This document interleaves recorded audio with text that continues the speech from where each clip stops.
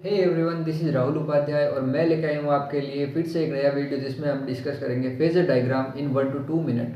तो आप वैसे भी 2-3 मिनट कहीं भी रील देखने में टाइम वेस्ट कर देते हैं, ये 2 मिनट आपके बहुत काम आने वाले हैं। हो सकता है पेपर में सीधा इसी से सवाल आ जाए, तो वीडियो में अंत तक बने रहिए और वीडियो को पूरा देखें। शुरू करते हैं। तो फेजर डायग्राम होता क्या है? फेजर डायग्राम बेसिकली क्या होता है, आर, सी और एल, इन सब का मतलब आपको पता है। आर का मतलब रजिस्टर, सी का मतलब कैपेसिटर और एल का मतलब इंडक्टर। अब ये होता कि इसमें जब इनमें एसी करंट पास करते हैं तो करंट आई वर्सेस जो वी का फेज डिफरेंस आता है, उसके लिए हम क्या करते हैं, फेजर डायग्राम ड्रॉ करते हैं। फेजर डायग्राम ड्रॉ करते हैं। तो हमने फेजर डायग्राम ड्रॉ करके देखा, तो जो पहला डायग्राम था वो किसके बीच में था, किसके लिए था, रजिस्टर के लिए। रजिस्टर में जब आई करंट पास किया तो हमने देखा कि आई करंट और पोटेंशियल के बीच में जो फेज डिफरेंस है वो क्या है, जीरो है। जब जीरो है तो ये क्या होगा, आई भी इसी डायरेक्शन में और वी भी इसी डायरेक्शन में।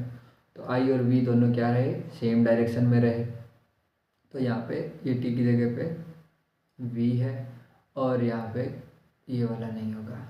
ठीक है, तो आई और वी के बीच में जब हमने ग्राफ बनाया तो क्या निकला कि दोनों एक ही डायरेक्शन में आए। तो ये क्या हो गया, आई और वी क्या था, सेम फेज में था।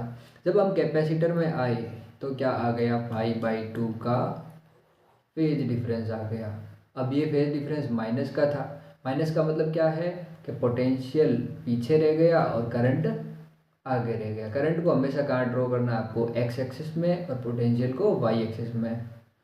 अब देखो पोटे कैपेसिटर के केस में क्या हुआ, जो पोटेंशियल है वो लैग कर देता है, यानी कि करंट लीड करता है, करंट आगे रहता है पोटेंशियल से। इसको याद रखने की ट्रिक है सी सी एल। सी सी एल का मतलब क्या है, कैपेसिटर में करंट लीड करेगा। ये देखो यहाँ पे लिखा हुआ, कैपेसिटर में करंट लीड करेगा।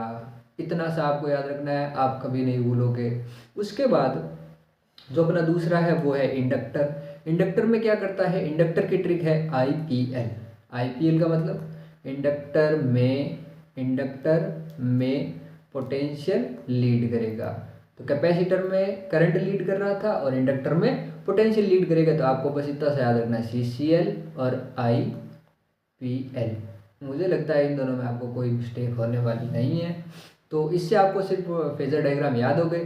डायग्राम देख लेते हैं एक बार। इसमें आई को हमेशा एक्स एक्सिस पे बनाना है, तो पोटेंशियल को अगर पीछे रखना है, यानी करंट को अगर आई रखना है, मतलब करंट को अगर आगे रखना है तो पोटेंशियल को पीछे रख देंगे।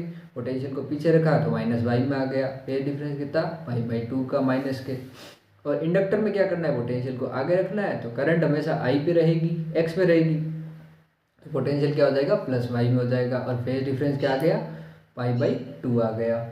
उसके बाद जो एक्सएल और एक्सी और आर, ये क्या होते हैं, ये तीनों ही एक प्रकार के क्या है, रजिस्टेंस है। और इनकी यूनिट क्या होती है, ओम होती है।